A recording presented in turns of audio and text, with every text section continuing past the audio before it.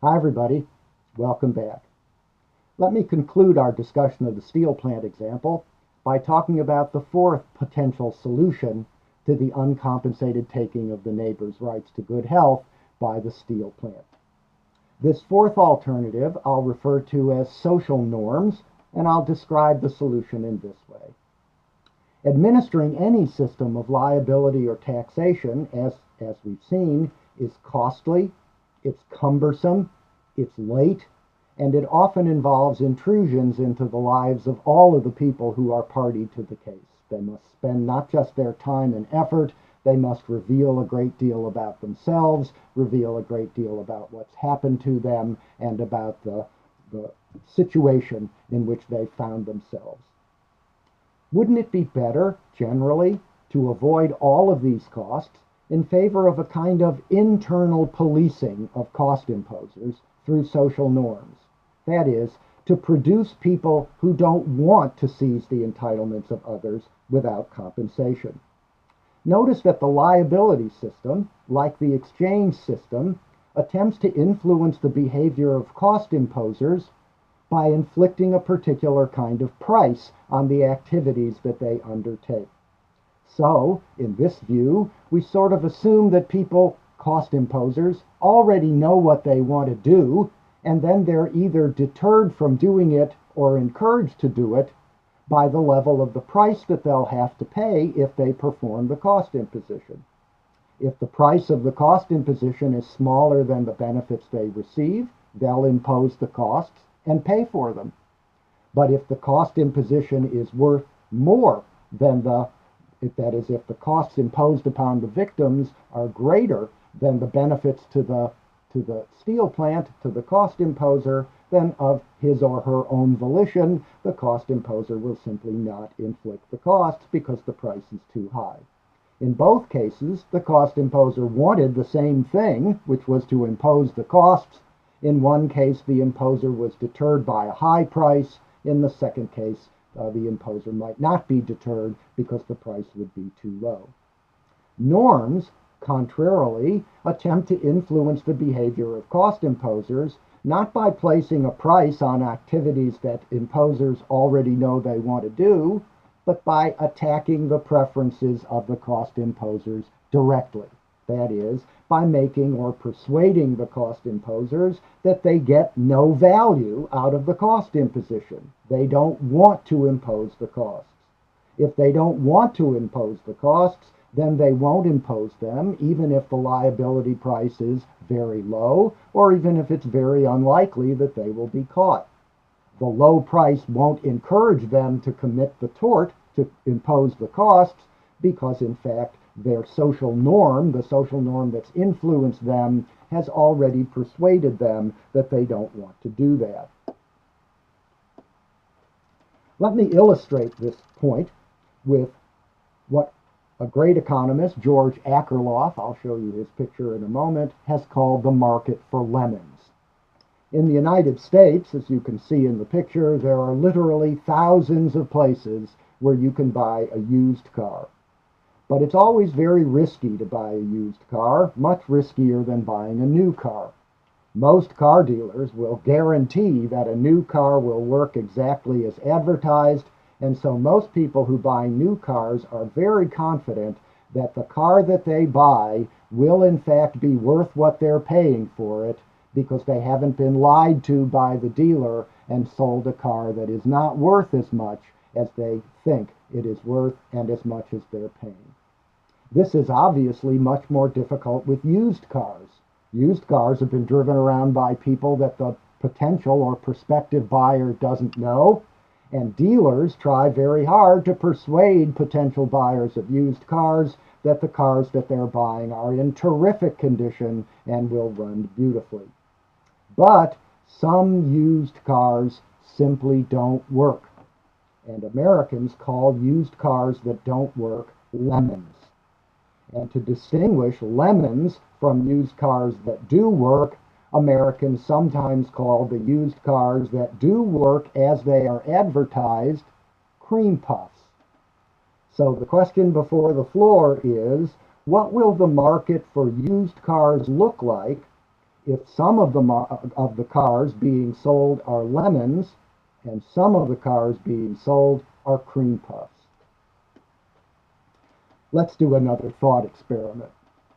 Suppose that there are a very large number of identical used car dealers in a particular area, say 100 used car dealers, and each of the 100 used car dealers will assume sells exactly the same number of cars every year. Suppose, however, that one dealer in 10 sells only lemons, while the other 9 dealers sell only cream puffs. That is, there are 9 dealers who will sell cars with proper advertising that are worth exactly what the sale price says that they're worth, but there's one dealer in 10 who won't do this and will sell cars that are worth much, much less than the asking price. Suppose that the asking price of all used cars is $1,000, that a cream puff is worth $1,000, but that a lemon is worth nothing. In this situation, there exists what economists call an information asymmetry. That is, all the dealers know whether they themselves are selling cream puffs or lemons. But no dealer has any way to communicate reliably to any potential buyer whether that dealer is selling a lemon or a cream puff. Why? Because, well, the dealers who are selling cream puffs will, quite honestly, tell prospective buyers that the cars that they're selling for $1,000 are cream puffs and they are worth the full $1,000. But the dealers who are selling lemons that are worth nothing won't tell their prospective customers that they're going to buy a lemon. They tell their prospective buyers that they're going to buy a cream puff too, except these dealers are obviously lying in an attempt to deceive their customers into buying a car that is worth nothing and paying $1,000 for it. Since no buyer has any reliable way to determine whether the dealer is telling him or her the truth when the dealer says that only cream puffs are sold on our lot, then the prospective buyer must take into account the possibility that the car that the buyer buys will be a lemon and not a cream puff. If 9/10 of the cars are worth $1,000 and 1/10 of the cars are worth 0, then, just as we calculated before, the expected value of every car, cream puff or lemon, is 0.9 times $1,000. That is, the $1,000 value of a cream puff multiplied by the probability that any given car is a cream puff, and that value comes out to $900. But you'll notice that $900 is not enough to buy a cream puff. Cream puffs are actually worth $1,000, and therefore the honest car dealers can't sell their cream puffs for $1,000 because of the existence of the dishonest car dealers who are selling lemons worth nothing at a price of $1,000. The result of this is that no buyer will be willing to pay more than $900 for any car, and as a result, no cream puffs will be sold. The only cars that would be sold at $900 would be lemons, but now people will know that the cars that they will be able to buy for $900 will be lemons, and so no cars at all are likely to be sold, and the existence of the dishonest car dealers has essentially eliminated the market for used cars in this area. Even though buyers want cars worth $1,000 and are willing to pay $1,000 for those cars, and honest sellers want to sell them cars worth $1,000 for $1,000, the market will fail because of the dishonesty of the cheating car dealers and the information asymmetry that makes it impossible for buyers to distinguish those dealers who are selling cream puffs from those who are selling lemons.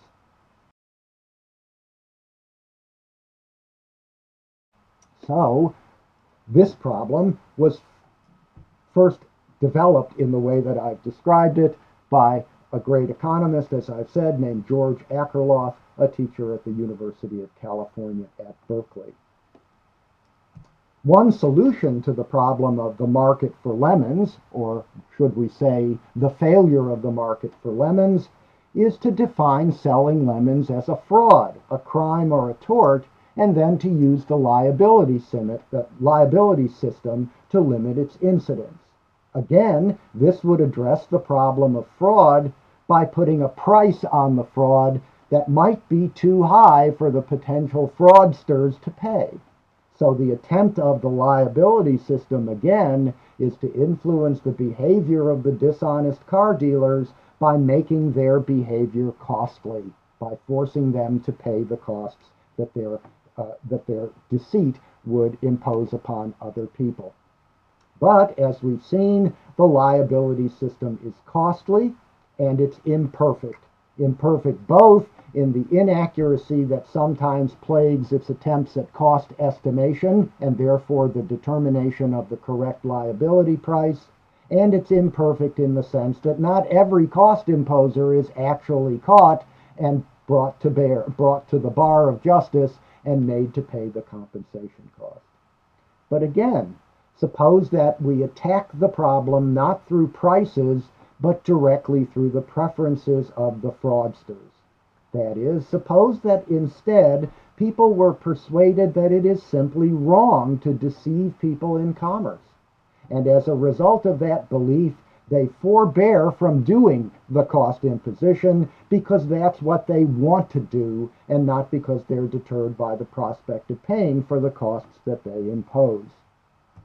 If this were the case, if we could rely on the cost imposers themselves to solve the problem by deciding not to impose the costs, we'd get more reliable externality control, and we'd achieve that externality control at far less cost than the liability system because norms work invisibly, as it were. We don't have to produce a machinery to manifest the law and then inflict the law on the cost imposer.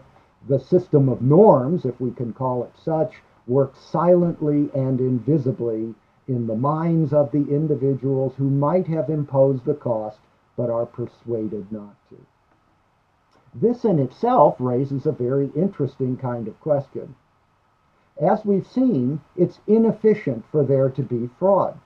That is, if there is fraud, Professor Akerlof's arguments suggest that there will be a lot of exchanges that people might be willing to undertake and that would benefit both sides of the exchange that won't be undertaken at all if there are fraudsters afoot, and the value of these lost transactions that would have benefited all parties is a serious inefficiency. So one reason to oppose fraud is that it makes for inefficient allocation of property rights.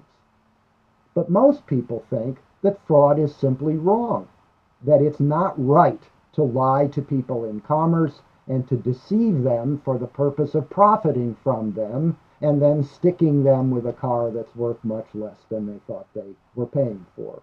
Most people, that is, think that fraud is wrong.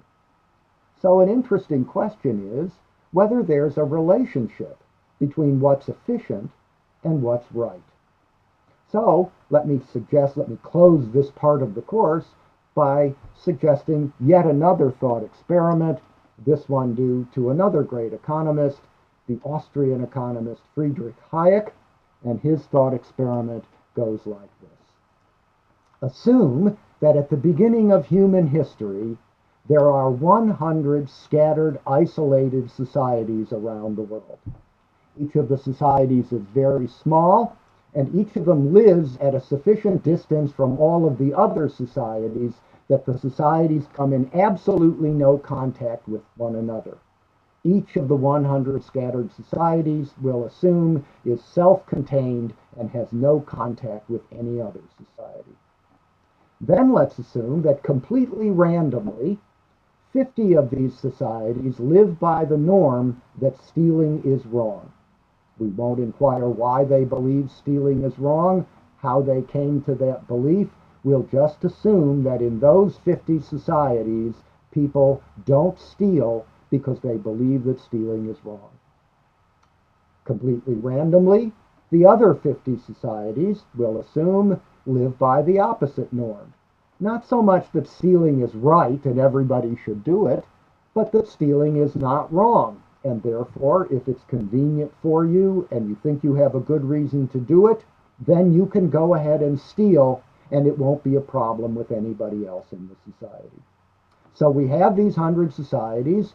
50 of them live in one way with one moral code, and the other 50 live in a different way with the opposite moral code, and the two societies don't come into contact with one another. So let's see what will happen as life proceeds in these two societies. In the former society, the one that believes that stealing is wrong, let's suppose that the farmers go out in the spring and plant a crop of corn for food for the entire society over the next year. The farmers invest something in the land, they invest something in the seed, and they invest substantial labor over the course of the summer to produce the corn. And sure enough, at the end of the summer, the fields are rich with corn and the farmers are ready to harvest. And they're able to harvest the corn because all of the people in the society obey the norm that stealing is wrong. It may well be that somebody will walk by the cornfield in September or October and say, gee, that corn looks great. I'd like to have some of it for myself. Maybe I should just take it. But in this society, that individual will not take the corn because the corn would be stolen and stealing is wrong. As a result of this norm, the corn is left on the stalk for the farmer himself to harvest. He harvests the corn, he sells the crop, he earns the money that the crop has been sold for. The people in the society have the corn to eat, and the farmer has his payment, his compensation for all the labor and investment that he's made. And so, when the next spring rolls around, that same farmer will confidently plant another crop of corn, confident that he can again plant the corn, invest his money and effort in the production of the corn, and be confident that when the corn is ready to be harvested, it will be left on the stalk for him. Because there's no stealing, his incentive to invest is high, and because his incentive to invest is high, the people in this society eat corn. Now consider the 50 societies that live by the norm, stealing is not wrong. Here too, the farmers in the spring begin to invest a great deal of money and a great deal of labor in the production of corn to feed their fellows in the society. They too are blessed with a good crop, and as the fall approaches, it's time for this good crop to be harvested. But in this second group of societies, people now walk past the corn and they say, just as they did in the first societies, boy, that corn looks good. I'd like to have some of it for myself. And since the norm is that stealing is not wrong, they cheerfully walk up to the stalks of corn, pick the stalks, and take the stalks of corn away. Pretty soon, all of the corn is gone, and when the farmer comes to harvest his crop, he discovers that there is no crop to harvest. Therefore, he cannot sell the crop that he has harvested because it doesn't exist. And therefore, the people won't get to eat that corn, at least from the farmer. The people who have stolen the corn will get to eat it, at least for that winter, but people who haven't stolen it won't get to eat it unless they purchase it from the others. The real problem comes next spring. Now, in these societies, the farmer remembers what happened to him the following fall. After investing all that cost and all of that labor in producing a crop of corn, the farmer has found the value of that crop to him completely destroyed because his fellow citizens are comfortable in simply stealing the corn from him before he gets a chance to harvest it. So, all of his investment of cost and labor at the end has been a waste. And so the next spring he says to himself, am I going to plant corn again? Am I going to invest in the labor, invest in the seed, invest in the land to produce a crop that's simply going to be stolen from me in the fall so I can realize no compensation for the costs that I've incurred in growing the corn? Not on your life, he says. I'll just sit back and not grow corn at all. And of course, the result of that is that nobody has any corn to steal, nobody has any corn to eat, and the members of the society starve. After enough time, after several years of this, only the societies who don't steal are left surviving because all the people in the other societies have died of starvation. And so the only people who are left are people who think that stealing is wrong. Everyone thinks that stealing is wrong. It's a universal norm. But whether it's right or wrong, it's obviously inefficient.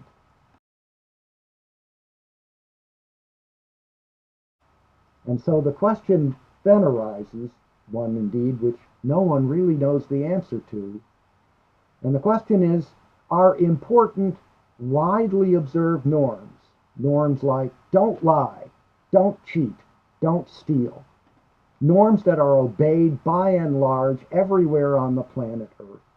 All societies, all modern societies certainly have a norm against stealing, have a norm against obvious forms of cheating, have a norm against lying.